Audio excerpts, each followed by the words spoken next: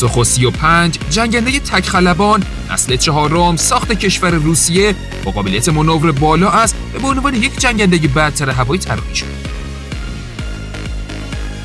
این هواپیما توانایی انجام گستری از دشوارترین مانورها مثل مانور کبرا را دارد. این هواپیما می‌تواند در کمتر از 5 ثانیه سرعت خودش را به صفر رسونده و کاملا تغییر جهت دهد. در دهه 1980 سوخو به دنبال ارتقای جنگنده سوخو 27 بود. نتیجه بهبود ویژگی‌های آیرودینامیکی سوخو 27 جنگنده‌ای با نام سوخو 27M بود.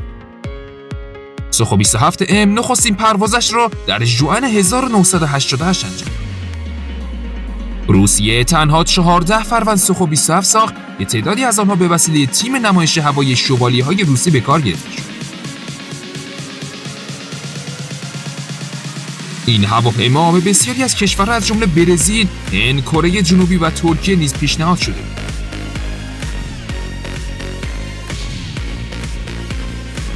پروژه سوخو 27 در نهایت با چند ارتقا به سوخو 35 تبدیل شد و محصول نهایی با نام سوخو 35S شناخته می‌شود. سوخو 35 نسبت به سوخو 27M از ویژگی‌های آیرودینامیکی و مانورپذیری بهتر، برد بیشتر، موتور قوی‌تر، وسایل الکترونیکی و تجهیزات ارتباط هوایی پیشرفته‌تری برخوردار است. پس از ساخت اولین گونه از سوخو 35 اولیه، سپس سوخو 37 به عنوان مدل توسعه یافته از سوخو 35 که دارای قابلیت جهت‌دهی رانش است، به صورت آزمایشی تولید شد. هیچ کدوم از این جنگنده‌ها در تعداد بالا تولید نشدند.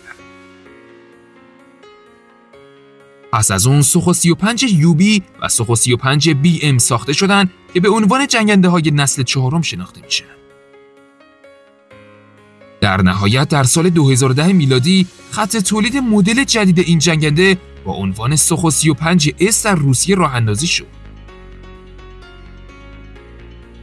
در آغاز پروژه سوخو 35 مدل‌های پیش‌نمونه با پیشبال ساخته شده بودند، ولی در ادامه پروژه برای کاهش سطح مقطع راداری و همچنین چابکی در مانور هوایی، مهندسان تصمیم گرفتند که این پیشبال‌ها را حذف کنند. مدل دارای پیشبال دیگر ساخته نمی‌شود و در مجموع 15 فروند سوخو 35 با پیشبال ساخته شده است.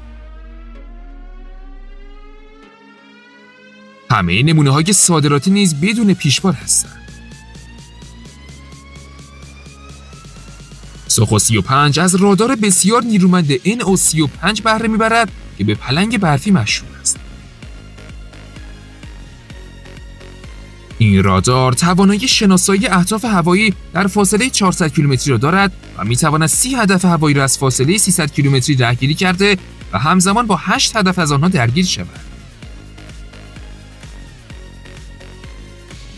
از اونجایی که این رادار چند منظوره دارای فناوری دهانه ترکیبی است، توانایی ارائه تصویرهای با کیفیت از سطح زمین و عوارض جغرافیایی را دارا است.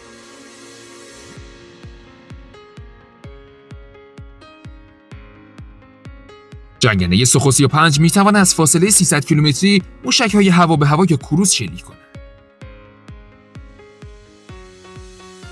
پیکربندی سامانه‌های جهت‌دهی رانش در سوخو 35 همانند پیکربندی به کار رفته در جنگنده‌های سوخو 30 MQI و سوخو 57 است.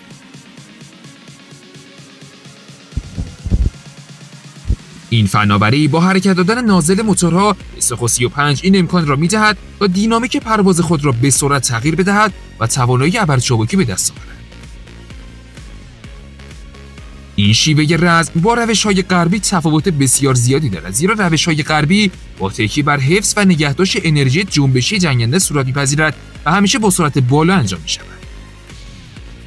موتورهای سوخو 35 این امکان را فراهم کردند که خلبان بتواند بدون استفاده از پس‌سوز به سرعت زبرسو دست پیدا کند.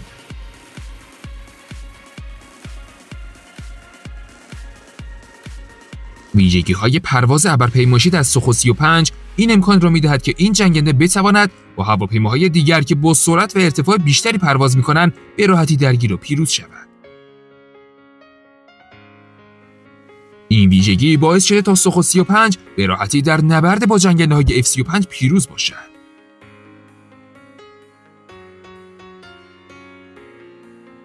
شرکت آمریکایی پس از یک پژوهش در سال 2008 میلادی جنگنده سوخو 35 رو برتر از F-35 نامید و اینگونه ارزیابی کرد که به ازای سقوط هر فروند جنگنده سوخو 35 این هواپیما توانایی سردگون کردن 2 جنگنده F-35 را دارد.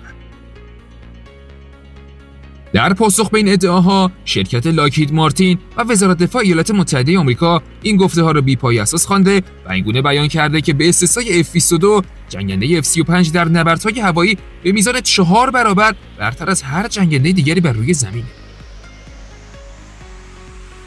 در ژانویه سال 2016 میلادی روسیه تصمیم گرفت برای اولین بار در تاریخ جنگنده سوخو 35 را به یک عملیات واقعی به سوریه اعزام کند. از این رو 4 فروند جنگنده سوخو 35S به پایگاه هوایی در ساحل مدیترانه اعزام شد. این اقدام به خاطر تنش‌های بین ترکیه و روسیه انجام شده بود که دولت ترکیه روسیه را به نقض حریم هوایی ترکیه محکوم کرد.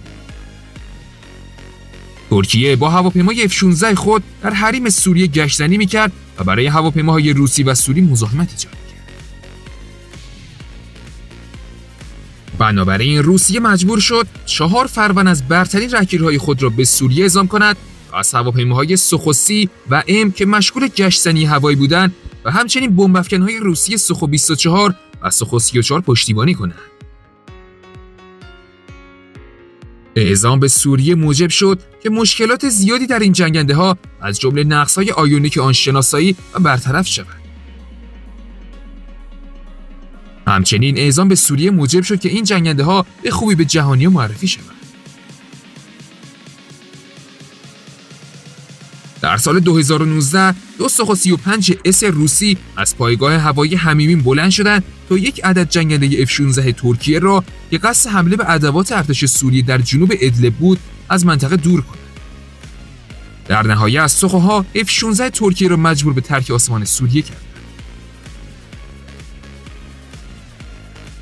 در روز 26 اوت سال 2019 دو سوخو 35S روسی یک جنگنده نیروی هوایی اسرائیل که نوع آن گزارش نشده را بر فراز آبهای مدیترانه رهگیری کردند.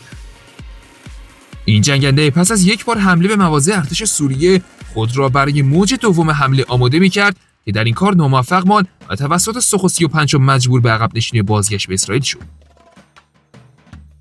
در 10 سپتامبر 2019 چندین هواپیمای جنگنده اسرائیلی در جنوب سوریه توسط سوخو 35 های روسی رهگیری و مجبور به عقب نشینی شدند.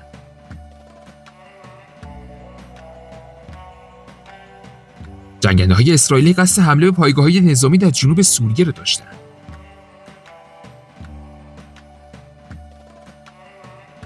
رهگیری دیگر در تاریخ 19 سپتامبر 2019 رخ داد که 2 سوخو 35S روسی از حمله یک جنگنده اسرائیلی به حومه دمشق جلوگیری کرد. در 15 اکتبر سال 2019 همزمان با حمله نظامی ترکیه به شمال سوریه یک جنگنده F-16 ترکیه که قصد بمباران مرکز فرماندهی نظامی نیروهای دموکراتیک سوریه را داشت توسط 2 سوخو 35S روسی رهگیری و از ادامه حمله باز داشت. همچنین یک جنگنده سوخو 35S روسی جنگنده بمب‌افکن اسرائیلی را که پیشاپیش حمله‌های خود را به پایگاه سوریه آغاز کرده بود شناسایی کرد و آن هواپیما را از ادامه حمله باز داشت.